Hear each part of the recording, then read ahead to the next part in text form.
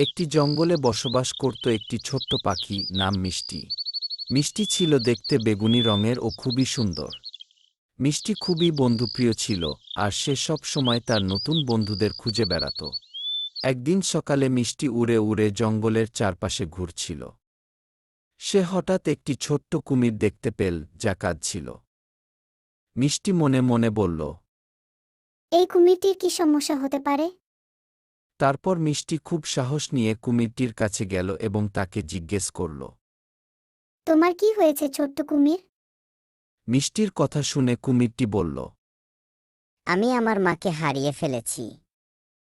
কুমিরটির নাম ছিল টেমি। মিষ্টি টেমিকে কাঁদতে দেখে খুবই দুঃখিত হল এবং সে টেমিকে সান্ত্বনা দিতে লাগল। মিষ্টি টেমিকে বলল। তেমি, আমি তোমার বন্ধু হতে পারি? তারপর আমরা একসাথে তোমার মায়ের খোঁজ করব। টেমি একটু আশ্বস্ত হল এবং সে বলল। হ্যাঁ মিষ্টি পাখি, আমরা এখন বন্ধু।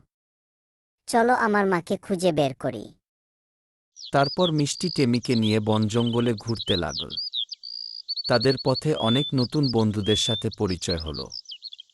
তারা প্রথমে মিষ্টির খরগোশ বন্ধুর সাথে দেখা করল, যেটি তার গাছে লুকানো কয়েকটি গাজর খাচ্ছিল।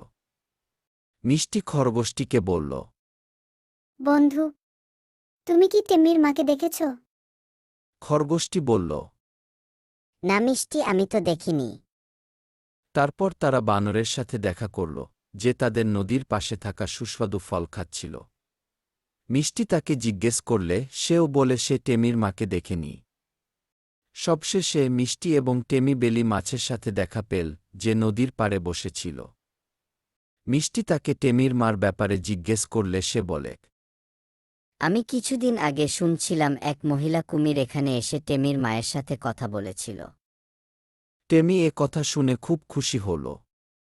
তারপর মিষ্টি এবং টেমি মাছের সাহায্যে সেখানে পৌঁছাল এবং সত্যিই টেমির মায়ের সাথে দেখা হল। টেমি এবং টেমির মা খুব খুশি হয়ে গেল। টেমির মা মিষ্টিকে বলল। তোমার জন্য আমি আমার ছেলেকে পেয়েছি। ধন্যবাদ তোমায় মিষ্টি। এভাবে মিষ্টি এবং টেমি নতুন বন্ধু হয়ে গেল এবং জঙ্গলে ফিরল এবং টেমির মায়ের সাথে বন্ধুত্বপূর্ণ সম্পর্ক গড়ে তুলল। অবশেষে মিষ্টি তার আরেকটি নতুন বন্ধু পেয়ে গেল। আজকের গল্পটি এখানেই শেষ। সবাই ভালো থাকবেন। আর গল্পটি ভালো লাগলে সবাই লাইক, কমেন্ট ও সাবস্ক্রাইব করবেন।